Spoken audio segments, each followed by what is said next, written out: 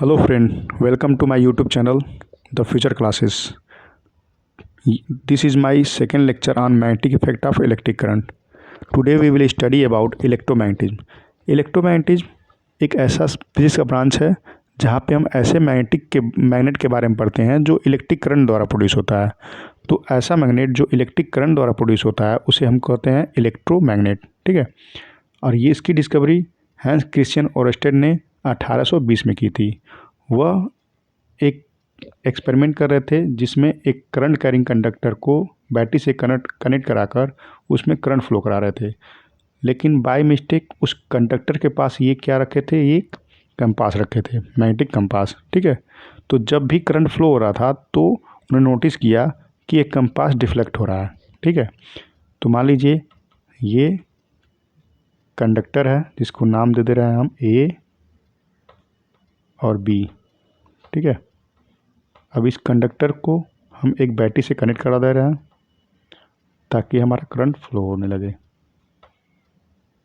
तो ये positive terminal है, इसका एक एंड को हम नेगेटिव टर्मिनल से कनेक्ट करा दे रहे हैं, ठीक। तो करंट हमारा पॉजिटिव से नेगेटिव की तरफ फ्लो होगा, तो करंट हमारा ए से बी की तरफ फ्लो होने लगा। तो जब भी फ्लो होता था तो यहाँ पे वो एक कंपास रखे थे तो उसमें डिफ्लेक्शन होने लगा, ठीक है।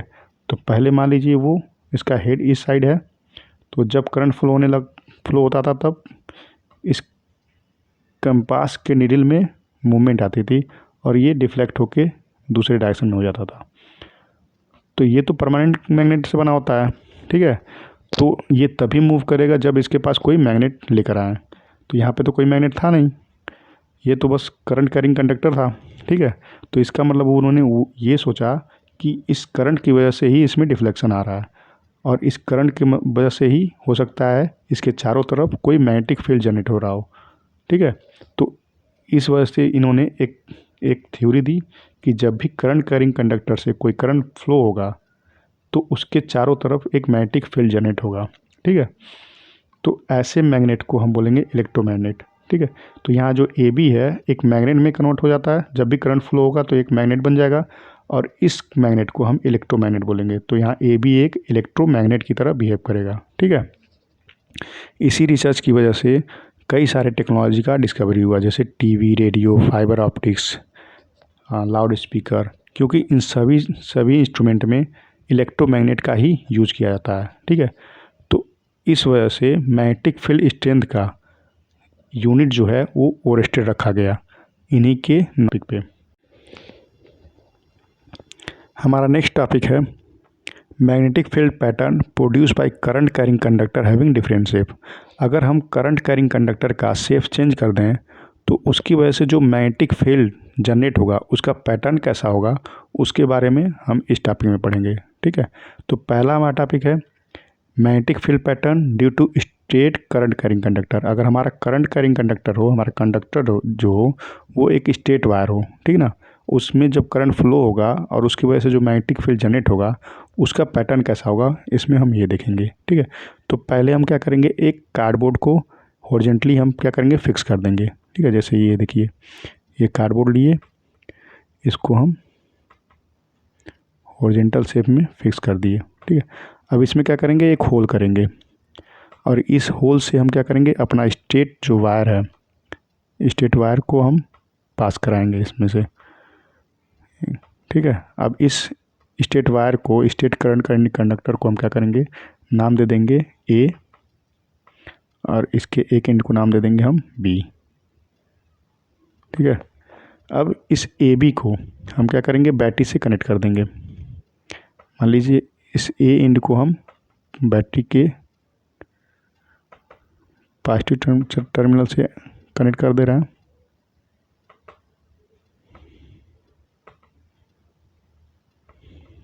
ठीक है। और इसके बी एंड को हम नेगेटिव टर्मिनल से कनेक्ट कर दे रहे हैं,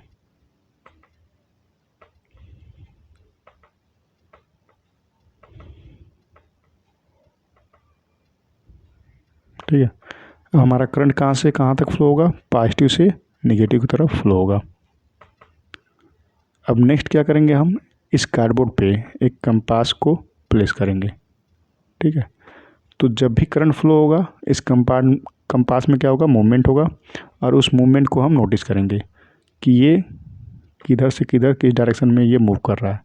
तो मान लीजिए पहले कंपास को हम यहाँ रखे तो हमारा नॉर्थ पोल इधर दिख रहा है, साउथ पोल इधर, ठीक है। तो इसको नोट कर लेंगे इसकी डायरेक्शन को। फिर हम कंपास को उसके आगे शिफ्ट कर देंगे जिस डायरेक्शन में वो शो करेगा। फिर यहाँ पे भी नोटिस करेंगे तो मान लीजिए इसका डायरेक्शन इधर से इधर हो गया, ठीक है। फिर इस कंपास को हम यहाँ पे रखेंगे, ऐसे रखते जाएंगे और उसके डायरेक्शन को नोट करते जाएंगे। फिर इस कंपास को मान लीजिए यहाँ रख दिए तो इसको नोट कर लेंगे, ठीक है। तो हमारा एक सर्कुलर पैटर्न बन जाएगा। जैसे देखिए यहाँ पे ये करंट कैरिंग कंडक्टर है एक्स वाई। अब इसके चारों तरफ ऐसे कंपास को रखते जाएंगे तो एक सर्कुलर पैटर्न बना। फिर इसको इस कंपास को फिर इससे दूर रखेंगे यहाँ पे, फिर ऐसे रखते जाएंगे और यहाँ पे इसका डायरेक्शन नोट करते जाएंगे तो हमारे कई सारे सर्कल बन जाएंगे, ठीक है। जिसका सेंटर एक ही होगा जो हमारे वायर पे लाई करेगा, जो हमारा करंट कैरिंग कंडक्टर होगा उसी पे लाई करेगा। तो जो मैग्नेटिक फील्ड जनरेट होगा वो कंसेंट्रिक सर्कल बनेगा। अब कंसेंट्रिक सर्कल क्या होता है? कंसेंट्रिक सर्कल ऐसा सर्कल होता है जिसके सारे सर्कल का सेंटर अगर एक हो, उन सारे सर्कल को क्या बोलेंगे हम? Concentric circle. जैसे ये सर्कल है, इसका सेंटर ये है। अब कोई दूसरा सर्कल हो, उसका भी सेंटर क्या हो? सेम हो, तो ये दोनों क्या हो जाएंगे? कंसेंट्रिक सर्कल बोले जाएंगे, ठीक है। तो हमारा इस करंट कैरिंग कंडक्टर की वजह से जो मैग्नेटिक पैटर्न बना वो कैसा बना? कंसेंट्रिक सर्कल के पैटर्न में बना, ठीक है। जिसका सेंटर कहाँ पे लाई कर रहा है?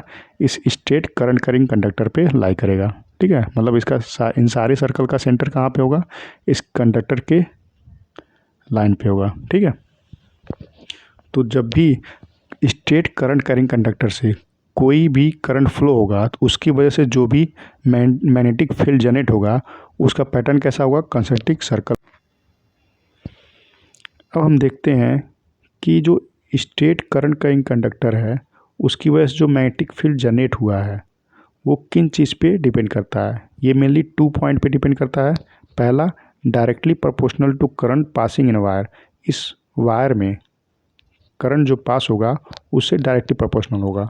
मतलब जितना ज़्यादा हम करंट पास कराएंगे उतना ज़्यादा इस मैग्नेटिक फील्ड का मैग्नीट्यूड होगा, ठीक है। और दूसरा, inversely proportional to distance of that point from the wire. अब अगर मान लीजिए हम इस पॉइंट पे सर्कल के लास्ट सर्कल के किसी पॉइंट से हम उसका मैग्नेटिक फील्ड देखेंगे कि इस पर कितना मैग्नीट्यूड होगा इस मैग्नेटिक फील्ड का, तो वो किस पे डिपेंड करेगा? वो इनवर्सली प्रोपोर्शनल होगा इस पॉइंट का इस वायर के बीच से डिस्टेंस के, ठीक है। जितना ज़्यादा डिस्टेंस होगा उसका मैग्नीट्यूड उतना ही कम होगा। जिसका डिस्टेंस सबसे कम होगा, जैसे इस सर्कल का डिस्टेंस इस वायर से सबसे कम है तो यहाँ पे जो मैग्नेटिक फील्ड जनरेट होगा उसका मैग्नीट्यूड सबसे ज़्यादा हाई होगा। और यहाँ पे डिस्टेंस सबसे ज़्यादा है तो यहाँ पे जो मैग्नेटिक फील्ड का मैग्नीट्यूड जनरेट होगा वो सबसे कम होगा। इसलिए ये इनवर्सली प्रोपोर्शनल होगा इनके बीच के डिस्टेंस के, ठीक है। अब हम देखते हैं कि ये जो मैग्नेटिक फील्ड जनरेट हुआ है उसका डायरेक्शन किस तरह का होगा? एंटी क्लॉकवाइज होगा या क्लॉकवाइज होगा? तो ये हम Maxwell right hand thumb rule से बताते हैं कि जो स्ट्रेट करंट कैरिंग कंडक्टर है उसमें जो मैग्नेटिक फील्ड जनरेट होगा उसका डायरेक्शन किस साइड होगा।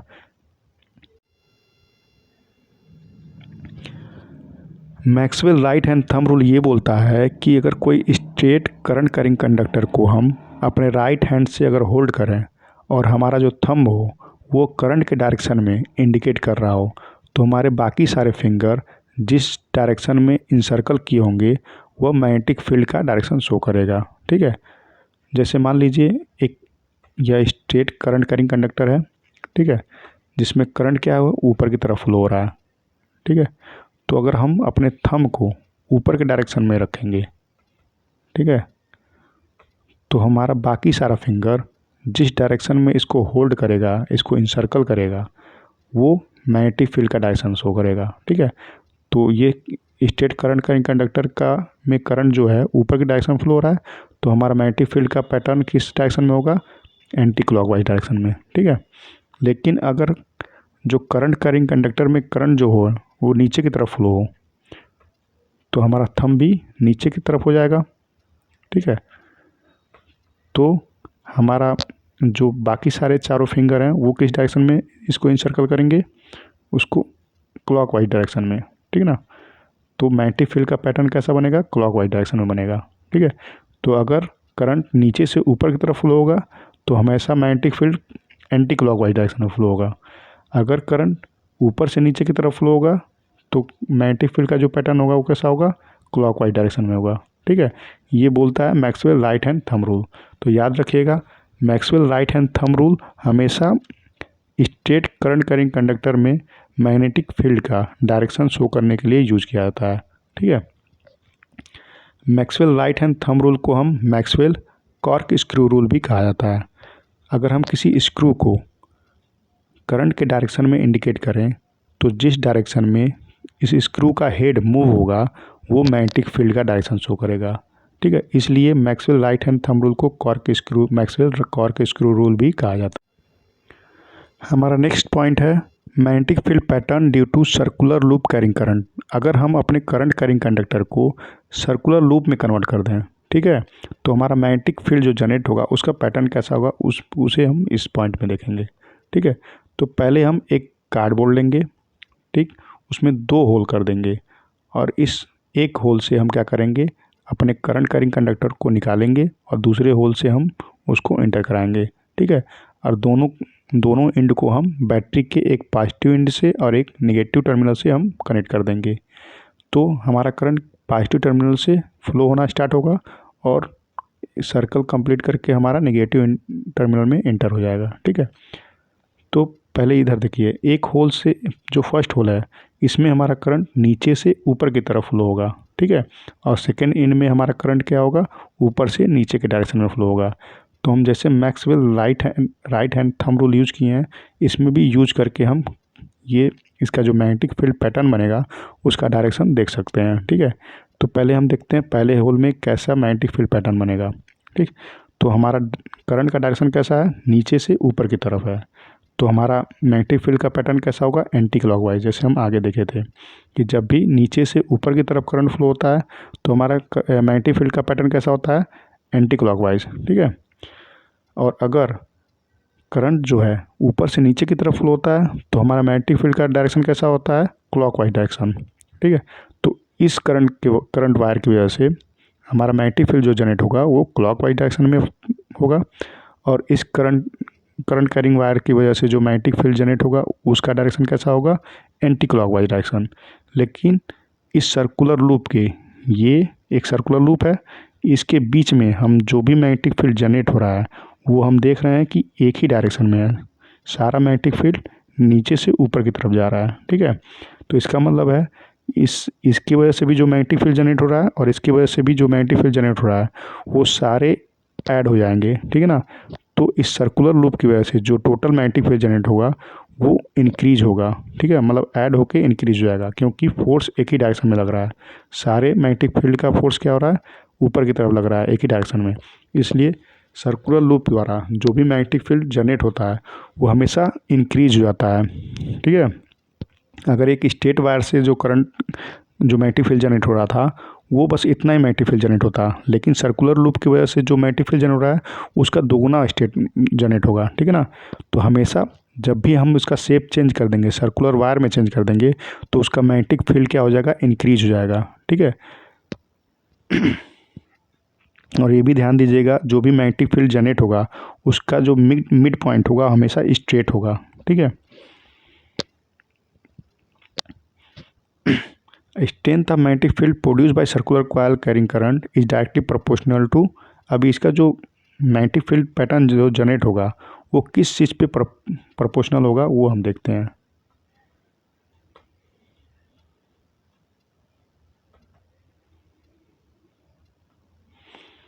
पहला तो नंबर ऑफ टर्न, जितना इसका टर्न बढ़ाएंगे उतना ही मैग्नेटिक फील्ड ज़्यादा प्रोड्यूस होगा। मान लीजिए अगर इस लूप का एक ही टर्न होगा तो मैग्नेटिक फील्ड कम प्रोड्यूस होगा, लेकिन अगर इसका टर्न हम बढ़ाते जाएं, बहुत सारा टर्न कर दें, ठीक है, जितना टर्न बढ़ाएंगे उतना ही मैग्नेटिक फील्ड इसका स्ट्रांग होगा, ठीक है। दूसरा करंट पासिंग थ्रू इट, जितना ज़्यादा करंट फ्लो होगा इसमें उतना ही ज़्यादा उसका मैग्नेटिक फील्ड स्ट्रांग प्रोड्यूस होगा। ठीक है। इन्वर्सली प्रोपोर्शनल टू रेडियस, अब ये एक सर्कुलर लूप है तो इसका रेडियस का इन्वर्सली प्रोपोर्शनल होगा। मान लीजिए ये रेडियस है, ठीक है, तो इस सर्कल का जितना छोटा सर्कल बनाएंगे, जितना रेडियस छोटा करेंगे, उतना ही मैग्नेटिक फील्ड क्या होगा, इंक्रीज होगा हमारा। ठीक है। हम करंट को अगर सेम रख के इसके सर्कल को छोटा कर दें तो हमारा जो मैग्नेटिक फील्ड का स्ट्रेंथ होगा, मैग्नीट्यूड होगा, वो हमारा क्या हो जाएगा, इंक्रीज हो जाएगा। ठीक है। तो तीन चीज़ पे ये डिपेंड करेगा। पहला नंबर ऑफ टर्न, जितना ज़्यादा नंबर ऑफ टर्न होगा उतना ज़्यादा मैग्नेटिक फील्ड प्रोड्यूस होगा। जितना करंट ज़्यादा पास कराएंगे उतना ही ज़्यादा मैग्नेटिक फील्ड प्रोड्यूस होगा। और इन्वर्सली प्रोपोर्शनल टू रेडियस, ठीक है, जितना छोटा रेडियस होगा उतना ही ज़्यादा मैग्नेटिक फील्ड प्रोड्यूस होगा, और जितना बड़ा रेडियस होगा उतना ही कम मैग्नेटिक फील्ड प्रोड्यूस होगा। ठीक है। अब हम देखते हैं क्लॉक फेस रूल क्या होता है।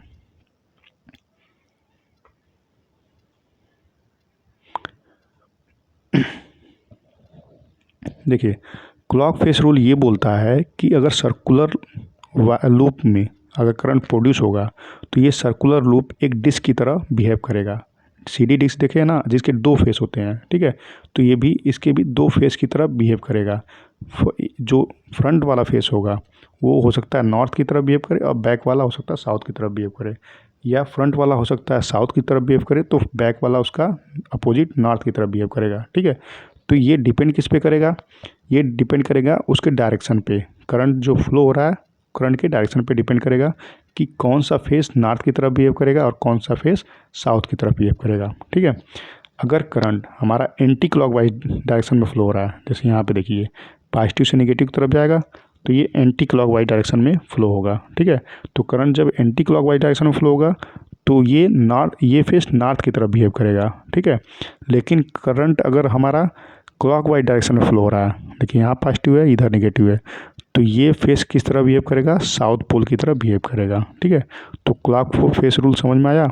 क्लॉक फेस रूल हमेशा यही बोलेगा कि जिस डायरेक्शन में अगर ये करंट का फ्लो एंटी क्लॉकवाइज डायरेक्शन में फ्लो हो रहा है तो ये फेस नॉर्थ की तरफ बिहेव करेगा। अगर करंट हमारा क्लॉकवाइज डायरेक्शन में फ्लो होगा तो ये फेस साउथ की तरफ बिहेव करेगा। यही बोलता है क्लॉक फेस रूल। ठीक है।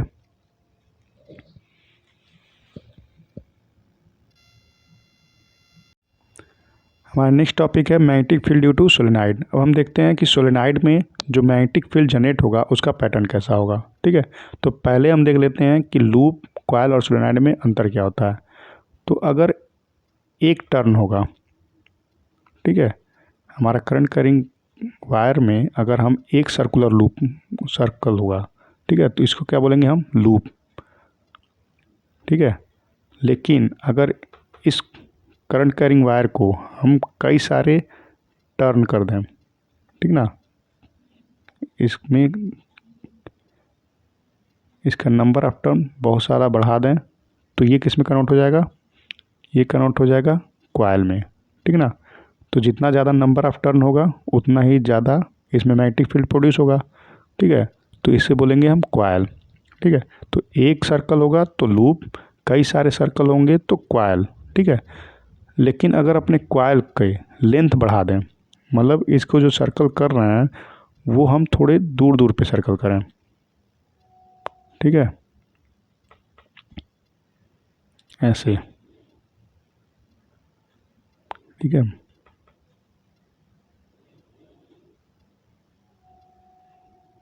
तो इसे बोलेंगे क्या, सोलेनाइड। ठीक है।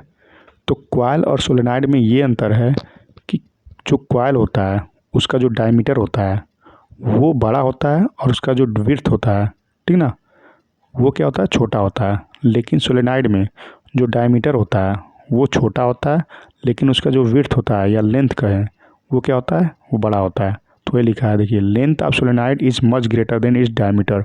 इसका जो डायमीटर होगा उससे इसका लेंथ जो होगा वो बहुत ज़्यादा बड़ा होगा। ठीक है। समझ में आया।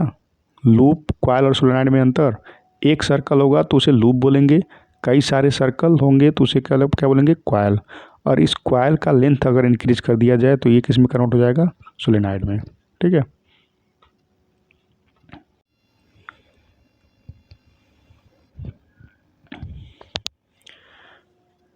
ये है हमारा सोलेनाइड का स्ट्रक्चर। ठीक है। अब इसका एक एंड हम पॉजिटिव टर्मिनल से कनेक्ट किए हैं और दूसरा एंड हम नेगेटिव टर्मिनल से। ठीक, जब हमारा करंट पॉजिटिव टर्मिनल से फ्लो होगा तो सोलेनॉइड में इस एंड से इंटर होगा और इस एंड से हमारा निकलेगा। ठीक है ना। तो जो मैग्नेटिक पैटर्न, जो मैग्नेटिक फील्ड जनरेट होगा इस सोलेनॉइड की वजह से, वो लगभग बार मैग्नेट के ही तरह बिहेव करेगा। ठीक है, जिसका एक एंड साउथ पोल की तरह और दूसरा एंड नॉर्थ पोल की तरह बिहेव करेगा। ठीक है, तो हमारा हमेशा बार मैग्नेट में जो बाहर होता है, बाहर का पैटर्न होता है, वो हमेशा नॉर्थ से साउथ की तरफ जाता है, लेकिन अंदर जो होता है वो साउथ से नॉर्थ की तरफ फ्लो होता है। ठीक है, तो सोलेनॉइड के अंदर जो मैग्नेटिक फील्ड जनरेट होगा वो एक पैरेलल स्ट्रेट लाइन के फॉर्म में होगा। ठीक है ना, देखिए यहाँ पैरेलल स्ट्रेट लाइन के फॉर्म में है। तो इस वजह से जो सोलेनॉइड के अंदर मैग्नेटिक फील्ड जनरेट होता है वो बहुत ही स्ट्रांग मैग्नेटिक फील्ड जनरेट होता है। तो अगर हम इसके सोलेनॉइड के अंदर कोई भी सॉफ्ट आयरन पीस रख दें तो एक स्ट्रांग इलेक्ट्रोमैग्नेट में कन्वर्ट हो जाएगा।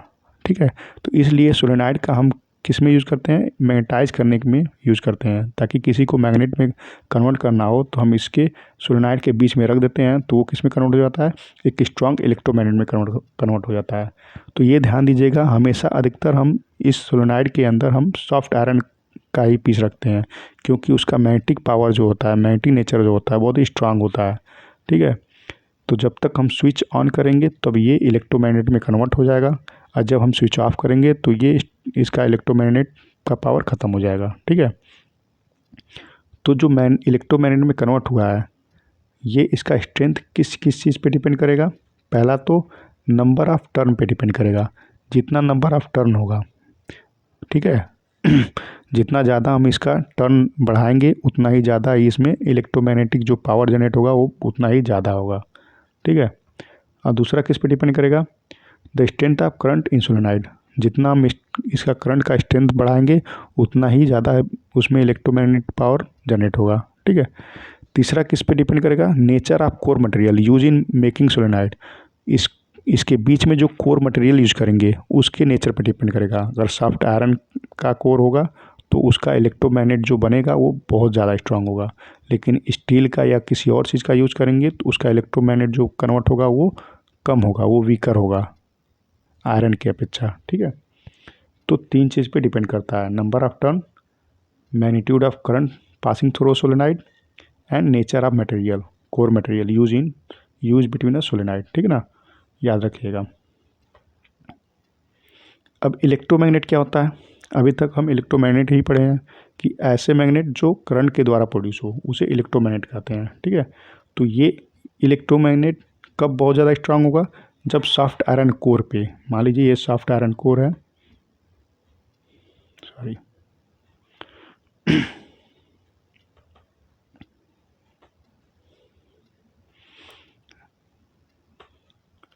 अगर हम सॉफ्ट आयरन कोर है मान लीजिए ये, ठीक है, ये सॉफ्ट आयरन कोर है। अब इस पे हम क्या करें, कॉपर के वायर को सोलेनॉइड के फॉर्म में क्या करें, रैप कर दें इसके चारों तरफ।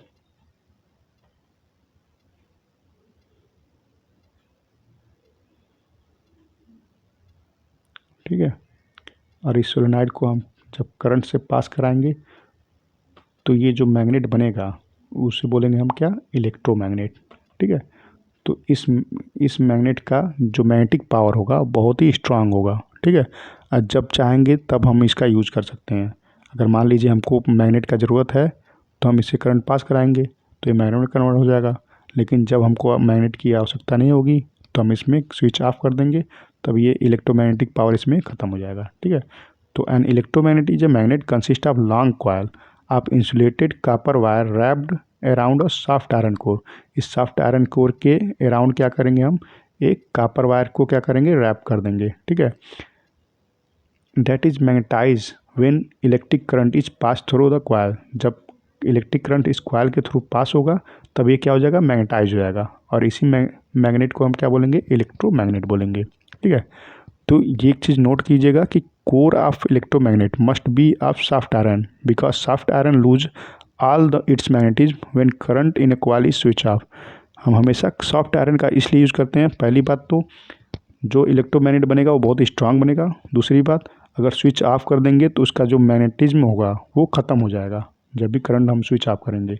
लेकिन अगर हम स्टील का जो कोर मटेरियल अगर स्टील यूज कर लें तो क्या होगा, पहली बात तो जो इलेक्ट्रोमैग्नेट बनेगा वो बहुत ज़्यादा स्ट्रांग नहीं होगा, और दूसरी बात जब हम इसे स्विच ऑफ कर देंगे, ठीक है, तो जो मैग्नेटिज्म होगा वो पूरी तरह ख़त्म नहीं होगा, उसमें हल्का फुल्का मैग्नेटिक पावर रहेगा हमेशा के लिए, ठीक है। इसलिए हम स्टील का कभी यूज़ नहीं करते हैं, अधिकतर हम सॉफ्ट आयरन का ही यूज करते हैं। अब ये इसका स्ट्रेंथ जो है इलेक्ट्रोमैग्नेट का किस किस पे डिपेंड करेगा, पहले तो नंबर ऑफ़ टर्न पे, ठीक है ना, कॉइल जो है उसके नंबर ऑफ़ टर्न पे डिपेंड करेगा। दूसरा किस पे डिपेंड करेगा, करंट फ्लोइंग इन कॉइल। अब जितना ज़्यादा करंट फ्लो कराएंगे उतना ही ज़्यादा स्ट्रांग इलेक्ट्रोमैग्नेट बनेगा, ठीक है। लेंथ ऑफ एयर गैप, ठीक है। अब देखिए ये क्या बोल रहा है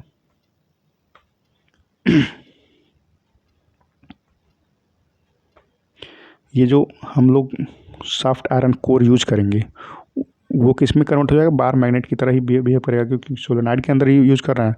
तो जो लेंथ है, मान लीजिए एक तो साउथ पोल की तरफ काम करेगा, एक नॉर्थ पोल की तरफ काम करेगा, तो साउथ और नॉर्थ पोल के बीच में जितना ज़्यादा गैप होगा उतना ही उसका जो इलेक्ट्रोमैग्नेट में कन्वर्ट होगा वो उतना ही वीकर होगा, ठीक है। जो इलेक्ट्रोमैग्नेट का स्ट्रेंथ होगा उतना ही वीकर होगा जितना ही ज़्यादा इसके बीच में गैप होगा। इसमें देखिए नॉर्थ और साउथ के बीच में गैप बहुत कम है और इसमें गैप बहुत ज़्यादा है। तो ये जो इसका अगर सॉफ्ट आयरन कोर यूज़ करेंगे इस शेप में तो उसका इलेक्ट्रोमैग्नेटिक स्ट्रेंथ बहुत ज़्यादा होगा, और इसका अगर यूज़ करेंगे इस शेप में, अगर सॉफ्ट आयरन कोर को यूज़ करेंगे तो क्योंकि इसमें गैप ज़्यादा है तो इसका स्ट्रेंथ क्या होगा, कम होगा, ठीक है। तो एयर गैप कम होना चाहिए नॉर्थ और साउथ के बीच में, ठीक। करंट ज़्यादा फ्लो कराएंगे तो उतना ही ज़्यादा उसका स्ट्रेंथ बढ़ेगा, नंबर ऑफ टर्न जितना बढ़ाएंगे उसमें उतना ही ज़्यादा उसका स्ट्रेंथ बढ़ेगा, ठीक है। तो तीन चीज़ पे डिपेंड करता है। अब हम देख लेते हैं कि बार मैग्नेट और इलेक्ट्रोमैग्नेट में क्या डिफरेंस होता है, ठीक है। तो पहला डिफरेंस ये होता है कि बार मैग्नेट एक परमानेंट मैग्नेट होता है, ठीक है, जिसे हम जब चाहें तब यूज कर सकते हैं, ठीक है। तो बार मैग्नेट का कभी भी ऐसा नहीं है कि मैग्नेटिक पावर ख़त्म हो जाए, वो हमेशा उसमें मैग्नेटिक पावर हमेशा रहेगा, इसलिए बार मैग्नेट को हम क्या बोलेंगे, परमानेंट मैग्नेट। इलेक्ट्रोमैग्नेट में जब तक हम उसमें करंट पास कराएंगे, ठीक है, तब तक ही उसमें मैग्नेटिक पावर रहेगा। जब करंट स्विच ऑफ कर देंगे तो उसमें मैग्नेटिक पावर ख़त्म हो जाएगा, इसलिए ये टेम्प्रोरी मैग्नेट की तरह यूज करेगा। तो ये परमानेंट मैग्नेट होता है बार मैग्नेट, और इलेक्ट्रोमैग्नेट एक टेम्प्रोरी मैग्नेट होता है, ठीक है। और क्या होता है, बार मैग्नेट की पोलैरिटी क्या होती है, चेंज नहीं कर सकते हैं। जैसे मान लीजिए ये बार मैग्नेट है, ठीक है। तो इसका नॉर्थ पोल और साउथ पोल फिक्स होगा, कभी भी इसको हम चेंज नहीं कर सकते हैं, मतलब इसको नॉर्थ इसको साउथ नहीं बना सकते हैं। अगर ये नॉर्थ है ये साउथ है तो ये हमेशा नॉर्थ और ये साउथ ही रहेगा। लेकिन इलेक्ट्रोमैग्नेट में उसकी पोलैरिटी को हम चेंज कर सकते हैं। अगर करंट का डायरेक्शन हम चेंज कर दें तो उसकी पोलैरिटी क्या हो जाएगी, चेंज हो जाएगी, ठीक है। तो इसकी मैग्नेटिक फील्ड क्या होगा, चेंज हो जाएगा, और इसकी मैग्नेटिक फील्ड चेंज नहीं हो सकता है, ठीक है।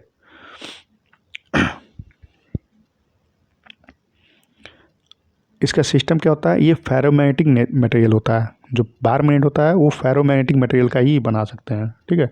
और इस इलेक्ट्रोमैग्नेट कैसे बनता है, wire wound around a ferromagnetic material and a continuous current supply. अगर किसी फेरोमैग्नेटिक एलिमेंट के चारों तरफ अगर वायर को क्या करें, उसको लपेट दें सोलेनॉइड की तरह और उसमें करंट पास कराएं, तब ये इलेक्ट्रोमैग्नेट में कन्वर्ट हो जाएगा, ठीक है। और चौथा अंतर क्या है, बार मैग्नेट का हम स्ट्रेंथ बढ़ा घटा नहीं सकते हैं, ठीक है, जितना स्ट्रेंथ होगा उतना ही रहेगा, फिक्स रहेगा। लेकिन इसका स्ट्रेंथ, इलेक्ट्रोमैग्नेट का स्ट्रेंथ हम बढ़ा सकते हैं। अगर कम करंट फ्लो कराएंगे तो वो उसमें जो इलेक्ट्रोमैग्नेट जो कन्वर्ट होगा वो उसका स्ट्रेंथ कम होगा। लेकिन जितना ज़्यादा करंट पास कराएं या जितना ज़्यादा टर्न उसमें सोलेनॉइड का बढ़ा दें तो उससे वो उसका स्ट्रेंथ हम बढ़ा सकते हैं। तो इसका स्ट्रेंथ हम घटा बढ़ा सकते हैं, बार मैग्नेट का स्ट्रेंथ हम घटा बढ़ा नहीं सकते हैं। इसकी पोलैरिटी हम बार मैग्नेट की चेंज नहीं कर सकते, इलेक्ट्रोमैग्नेट की पोलैरिटी हम चेंज कर सकते हैं, ठीक है। ये परमानेंट मैग्नेट होता है और ये टेम्प्रोरी मैग्नेट होता है, ठीक है। Thank you. मेरा नेक्स्ट वीडियो देखने के लिए प्लीज़ लाइक और सब्सक्राइब।